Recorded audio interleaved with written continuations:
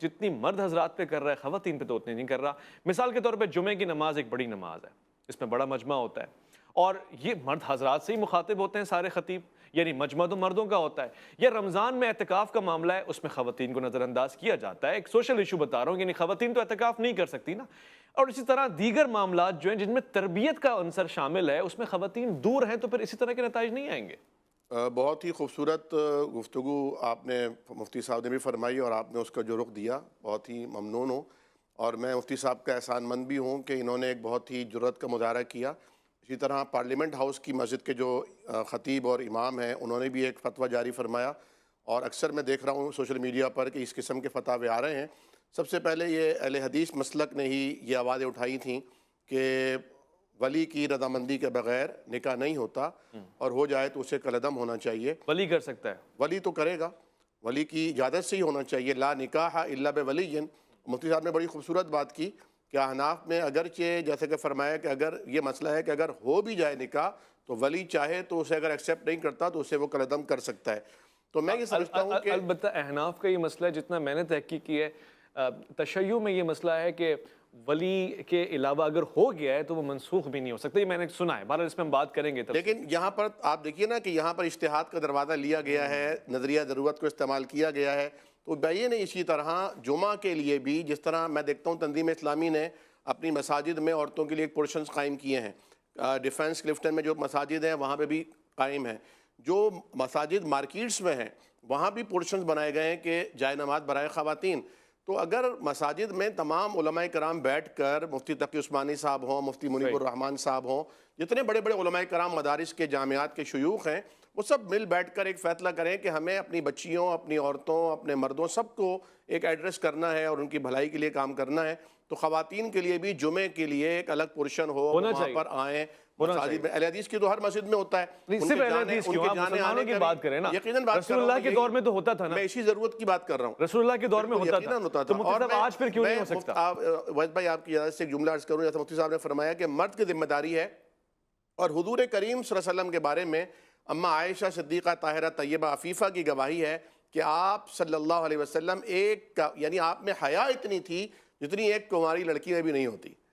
تو یقینی طور پر قرآن کریم نے پہلے مرد کو حکم دیا, حضرت عثمان حیا کے حوالے سے کتنے معروف ہیں, یغضوا من ابصارہم وقل للمؤمنات یغضضن من ابصارہن. تو دیکھیں ہم باوجود اس کے کہ تربیت کریں, تقریر کریں, دعوت دیں, بچوں کو لے کے بیٹھیں, ان کی نگرانی کریں, لیکن اس کے باوجود کچھ طبیعت کے اور کچھ جو انسان کے اندر کی جو جذبات ہیں ان کے بھی تقاضے ہیں. ڈاکٹر صاحب آپ نے ایک بہت بڑی بات کی ہے, اور میں ظاہر اس طرف سے بھی پلٹ کے سوال رکھ دیتا ہوں.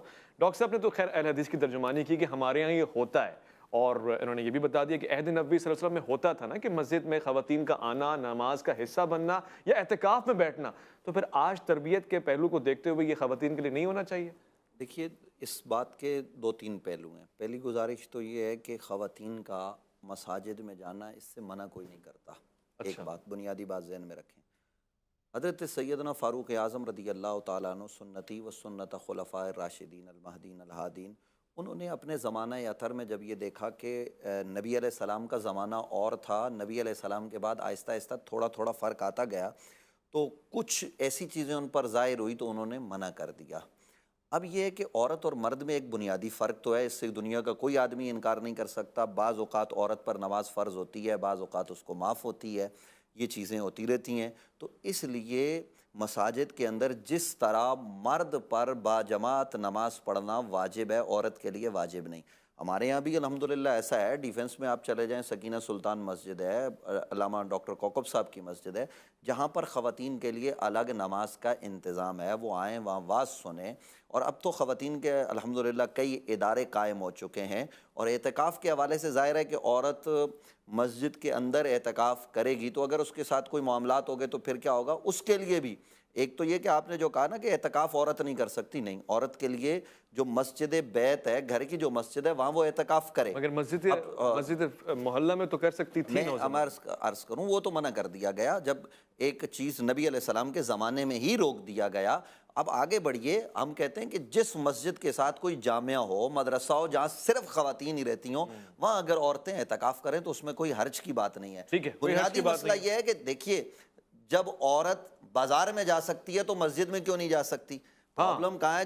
ہمارے یہاں لوگ کہتے ہیں مزار پہ جائے یا نہ جائے. او بھائی جو مزار پہ جائے گی، جو مسجد میں جائے گی، وہ عورت تو کم از کم باحیا ہی ہوگی، لیکن بازار والی کا کیا ہوگا؟ ہمارے یہاں پرابلم یہ ہے کہ ہم عورتوں کے حوالے سے یا مرد کے حوالے سے، صرف عورتوں کی بات نہیں، اگر عورت جا رہی ہے یا مرد جا رہے ہیں تو بات یہ ہے کہ میڈیا میں عورتیں ہوتی ہیں، ہر جگہ ہوتی ہیں، تو جہاں عورت کو پردے کا حکم ہے اس سے پہلے مرد کو اپنی نظر جھکانے کا حکم ہے.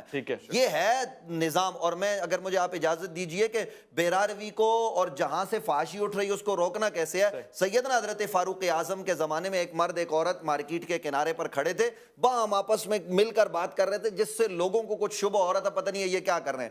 حضرت عمر کو پتہ چلا، آپ آئے، آپ نے ان کو ڈانٹا اور کہا کہ ان کو کوڑے لگائے جائیں، یہ کیا کر رہے ہیں؟ تو انہوں نے کہا حضرت ہم تو میاں بیوی ہیں. تو آپ نے فرمایا میاں بیوی بھی ہو تو مارکیٹ میں ایسے کھڑے نہیں ہو سکتے، تو میرے پاس آؤ، رہائش نہیں ہے تو میں فراہم کروں گا. اس لیے اویس بھائی ہماری گزارش یہ ہے کہ بیرا روی کو روکنا ہے. ابھی آپ دیکھیے بیرا روی کا شکار کون کرتا ہے؟ یہ میڈیا کرتا ہے، یہ سوشل میڈیا کرتا ہے. ایک اینکر صاحب تھے، ان کی ایک ویڈیو ان کی بیوی بناتی ہے، بے غیرتی بے شرمی کی انتہا ہو گئی، اور وہ گھر کے اندر کی ویڈیو پوری دنیا میں پھیلائی جاتی ہے. یہ ٹک ٹاکر اور یہ سارے لوگ، اور حکمران جو ہے وہ بالکل خاموش ہیں، کورٹ خاموش ہے، کسی کی عزت تار تار ہو گئی.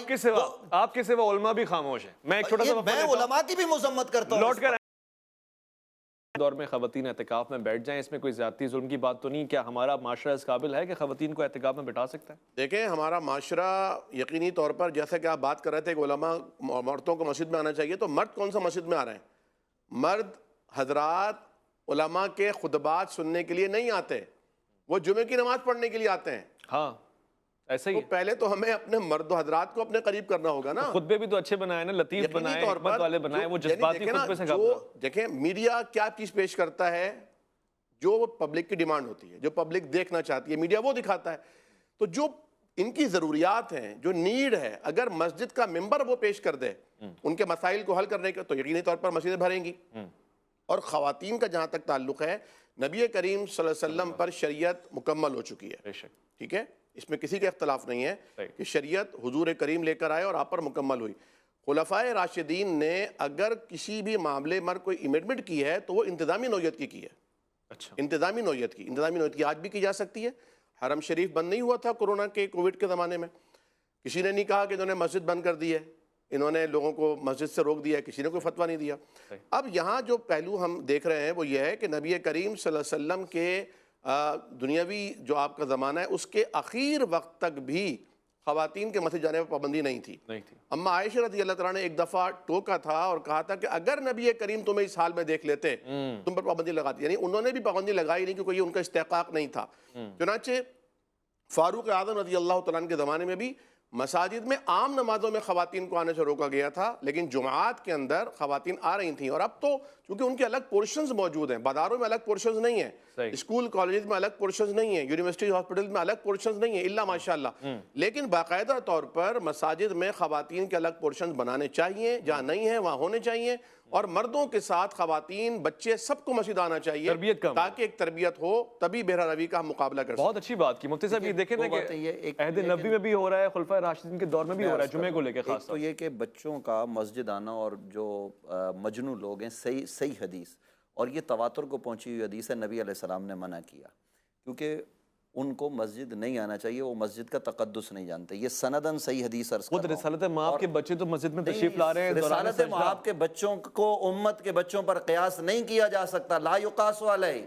مگر مثال ہمارا پرابلم ہے لیکن اتباع تو انہی کا ہوگا، اتباع تو انہی کا ہوگا. نبی علیہ السلام کی سندن صحیح حدیث ہے، جو بالکل چھوٹے بچے ہیں اگر وہ پیشاب کر لے مسجد میں، آپ کیا کریں؟ پیمپر بنا کے لائیے. آپ پیمپر پہنانے کے بعد بھی اگر وہ پیمپر میں اگر وہ ناپاکی ہے تو پھر آپ کیا کریں گے؟ بچے تو بچے، وہ بچہ نہیں سمجھ ہے، نہیں اس کی اجازت نہیں ہے، شریعت میں کوئی اجازت نہیں ہے. میں سندن صحیح حدیث پیش کر رہا ہوں نا، یہ حدیث صحیح ہے، اس کا کوئی انکار نہیں کر سکتا، تواتر کے درجے پر پہنچی ہوئی ہے. میں عرض کر رہا ہوں ایک بات یہ. دوسری بات یہ ہے کہ انتظامی طور پر ہی اگر آپ مان لیجئے حضرت فاروق اعظم نے منع کیا تو آج بھی بہت بڑا انتظامی مسئلہ ہے. شہر کی یہ جتنی مسجدیں ہیں وہ ان کے مسلک کی کیوں نہ ہو. میں ابھی بنس روڈ کی مسجد میں آپ کو لے جاتا ہوں، وہاں خواتین کیسے آئیں گی؟ اس مارکیٹ سے، اس گلی سے گزر کے کیسے جائیں گی؟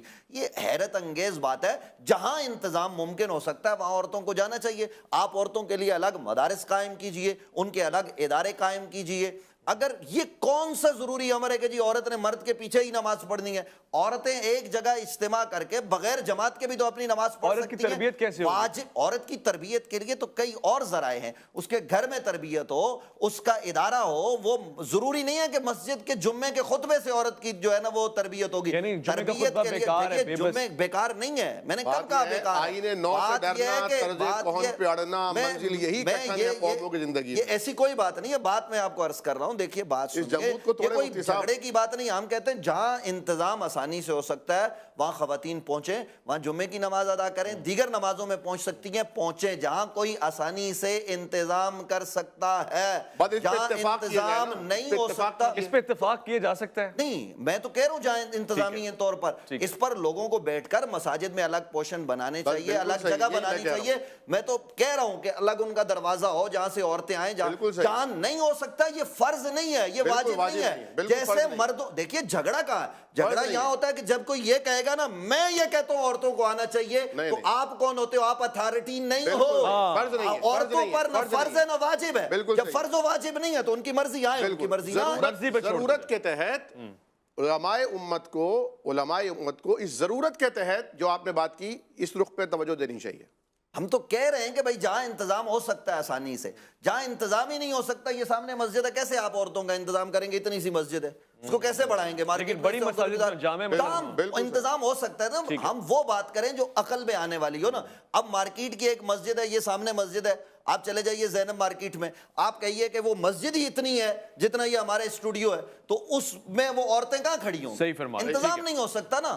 ہمیں وہ بات کرنی چاہیے جہاں انتظام ہو سکتا ہے، جہاں ہو سکتا ہے وہاں ہونا چاہیے۔ گلزار حبیب مسجد ہے سولجر بازار میں، پورا پراپر انہوں نے اوپر انتظام کیا ہوا ہے، جہاں انتظام ہو سکتا ہے وہاں۔ اور انتظام کرنے سے ہوتا ہے مفتی صاحب، اگر کرنے لگے، اگر ہم ذمہ داری سمجھیں، سمجھیں، ضرورت سمجھیں۔ دیکھیں میری بات سنیں، مطلب بعض اسی جگہوں ملک پر میں ممکن ہی نہیں ہے۔ دیکھیں یہاں کیسے ہم کریں گے اگر یہی مسجد بنا لیں؟ بات یہ ہے کہ جمعہ جہاں، دیکھیے آناف کہتے کیوں ہیں کہ مرکز میں جمعہ ہو، شہر میں ایک دو جگہ پر جمعہ ہونا چاہیے، کیوں؟ تاکہ انتظامات میں آسانی۔ تو یہی تو میں بات کرتا ہوں، پھر اگر یہ باتیں کریں گے تو بات آگے نکل جائے گی۔ صحیح ہے، آگے بات بالکل صحیح ہے۔ مفتی